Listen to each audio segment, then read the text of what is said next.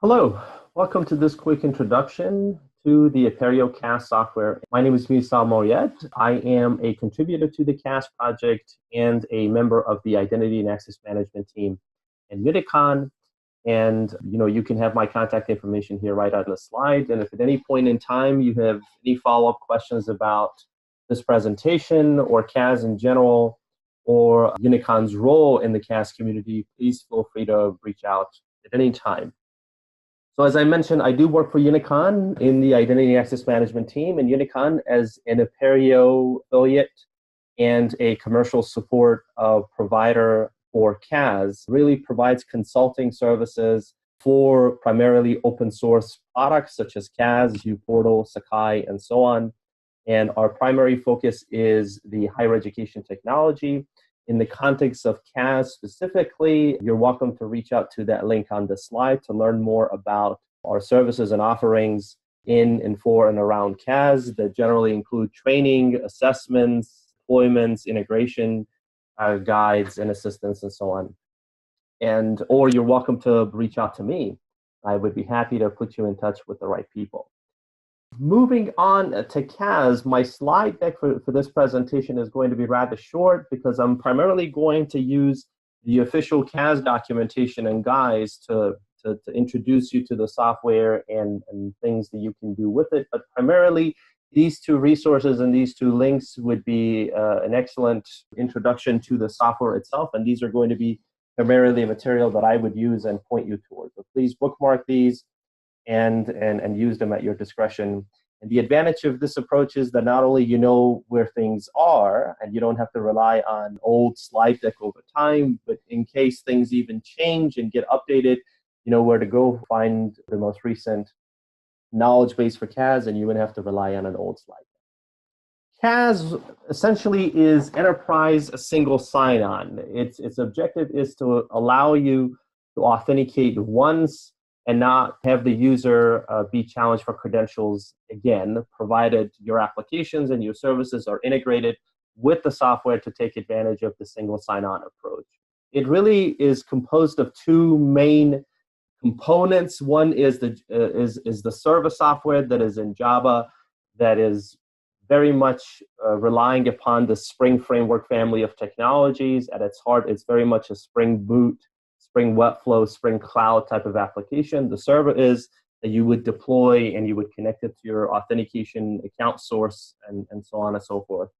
And then once you have the deployment up and going, then you can take advantage of any number of client libraries, frameworks, and plugins and so on for your own applications that allow you to speak to the single sign-on server that is CAS and take advantage of various features that it offers. So the key thing here to remember is that CAS really wants to be your authentication source. It wants to take over the authentication experience for the user, and once you end up deploying it, as I have deployed CAS on this Heroku instance, this would be the typical login screen that you would see.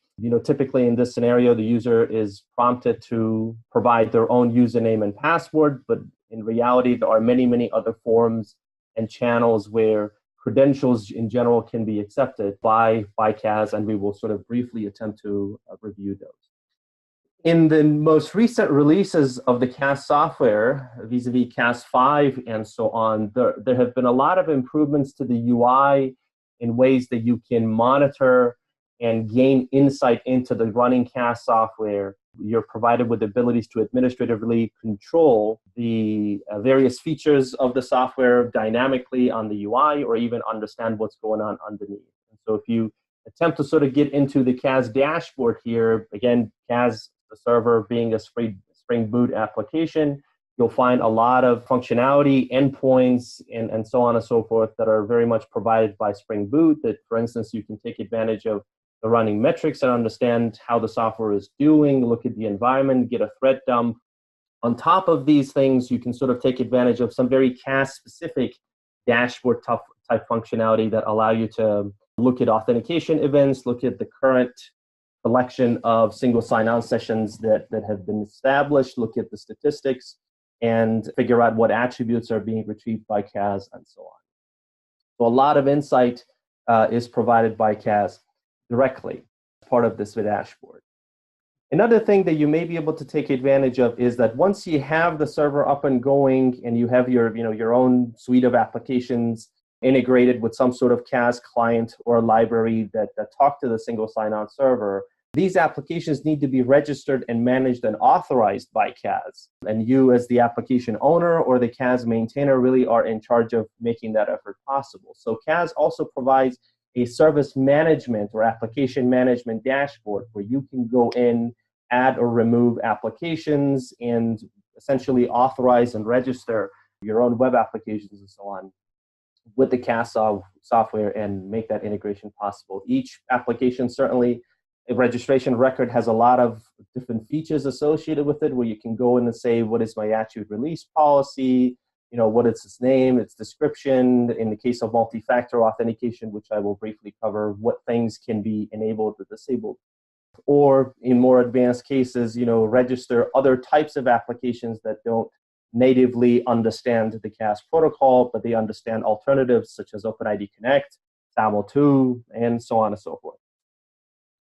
So this also is a very handy tool so that you don't quite have to learn the internals of how a given application may be registered with CAS to some degree, but at a high level, you're presented with this GUI that you can register applications. More in terms of GUI functionality in the CAS 5 release, and again, being very much a Spring Boot, Spring Cloud type applications, you can also take advantage of Zipkin with CAS. Zipkin is an open source technology that provides distributed tracing so that you can sort of understand how requests are processed by CAS in particular and how long each request is taking and where that request travels inward and outward from CAS and beyond. And so this allows you to sort of understand where the bottlenecks are and what requests are taking the longest and what is getting hit all the time and so on. And again, more in the spirit of monitoring and administrative control, this should further allow you to understand exactly your state of and your health of your current CAS deployment.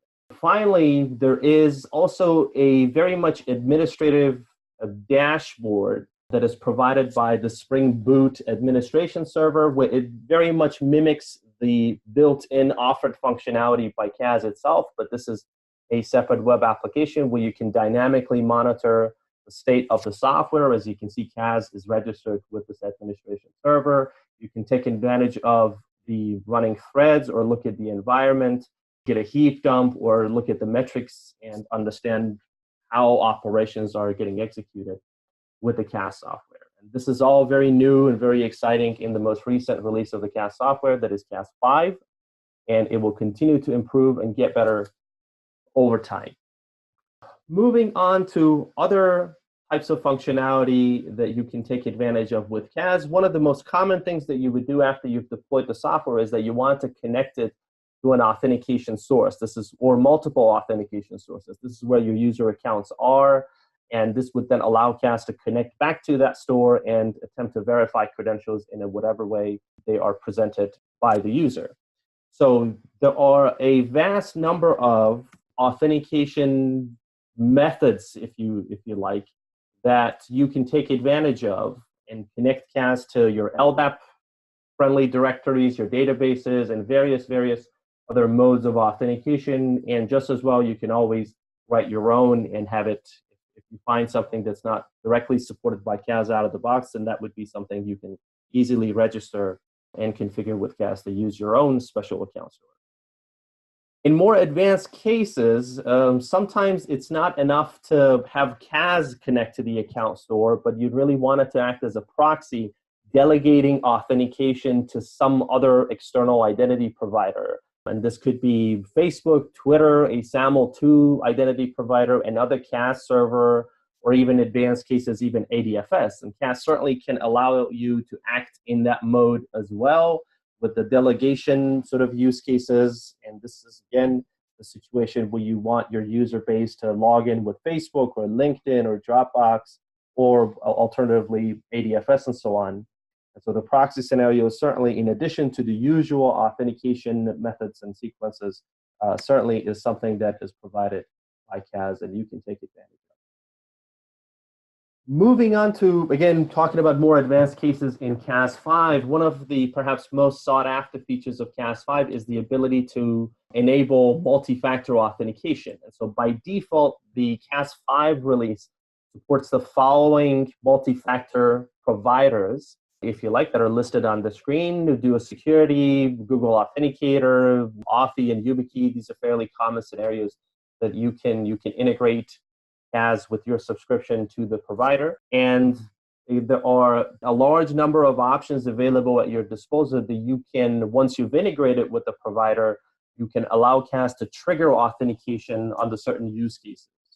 Typical example is all requests to this particular application are required to go through multi-factor, or all users who carry this particular special attribute are required to go through multi-factor, and so on and so forth. And this is something that you can very easily achieve with the CAS software using any of the listed providers and the triggers that you see here.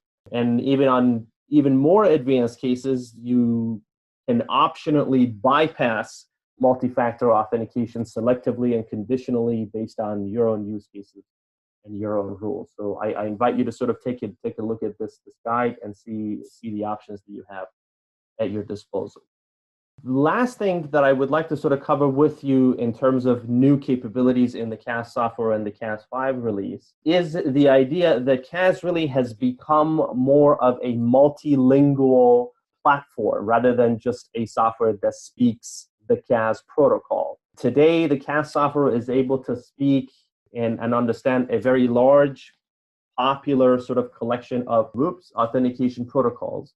That would be the CAS protocol itself, but you can certainly have it act as a SAML2 identity provider, an OAuth2 identity provider, an OpenID or OpenID Connect identity provider, as well as an ADFS sort of WS-Fed passive profile type identity provider. And these are protocols that you can certainly activate in CAS all at the same time. In conjunction with everything else, you can have it both be an identity provider and a proxy, and you can have it be an identity provider in multiple flavors of various authentication protocols that exist out there. In the case of SAML2 specifically, is something that is very popular in most CAS deployments.